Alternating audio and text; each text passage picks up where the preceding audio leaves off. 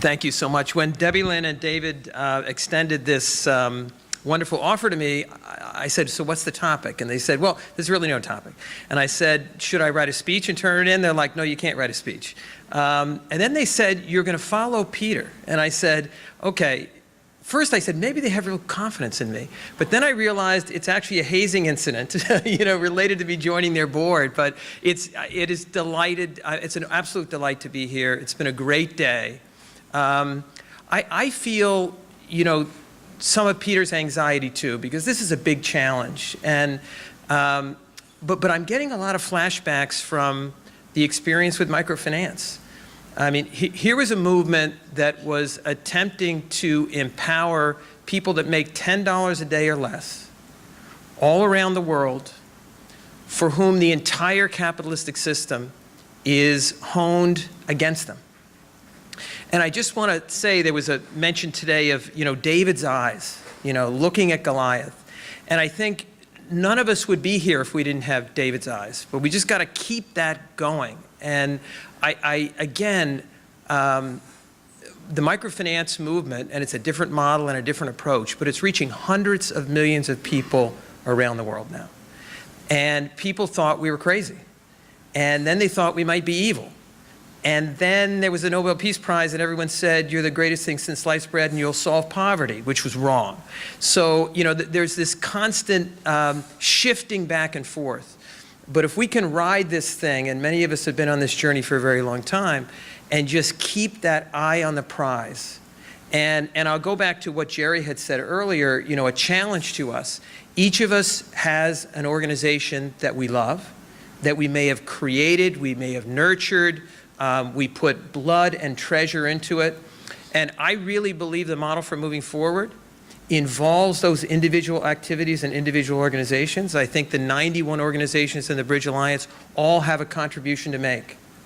But we've got to look for those opportunities to lean into things together. And I'll say, sorry to go back to microfinance a lot, but we had to make that decision coming out of when we became the hot new thing. And money was coming at us, appreciation was coming at us. The UN also had the year of microcredit, and suddenly people wanted us to speak places. And it was at that moment where we brought together all the CEOs of the major networks and said, this is bigger than all of us. That doesn't mean that we stop fundraising for our efforts. It doesn't mean we put aside the great programs we're doing. But we have to look at those places where we can lean in, and where we can only get progress if we work together. The first one that we focused on was client protection. When you have that degree of asymmetry between power of someone making $3 a day and a bank, you need to think very, very carefully about how you institutionalize and embed in those organizations customer protections, ombudsman processes, et cetera. That was a big slog. We made enormous progress on it, but it could only be done by the group coming together.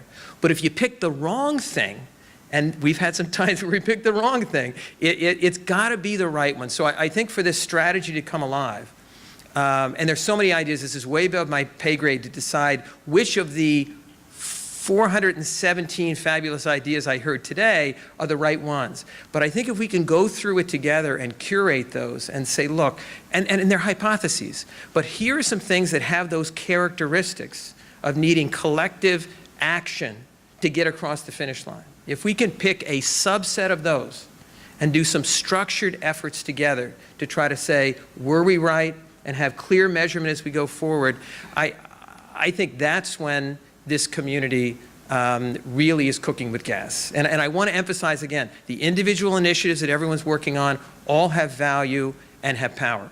But I think we're going to have to pick those few levers to mess around with. And I think we'll end up out of 3. If we get one that catches fire, that can be a game changer. So I would just encourage you to know, I always believe that inflection point is closer than you realize. And there's a reason why people are nervous about social movements. Even though they're small, they're underfunded. The reason why dictators and people in power spend so much time repressing this kind of thing is because the tipping point is closer than anyone is willing to admit. It's also incredibly hard to do. But if we lean into this enough with the intelligence and sophistication in this room, we can do it. There's a lot more sophistication in this room than there was in the early microfinance space. So we've got no problem on that. And the last thing I'll say, we might be a little bit too sophisticated for our own good. And I have not read this, The 5 Habits of the Heart. I'm going to go read that. Getting in touch with, and soft skills have real power. They should be respected deeply. They are a powerful form for, driver of transformation. We need to tap into that because we can't come across as wonky. We have to tap into our wonkiness, but we've also got to find that way to tap into people's hearts and minds and win them over. So that's it. And it's great to be here. It's an honor to be part of this community. And I'm hoping to see many of you tomorrow at the NCOC event as well. Thank you.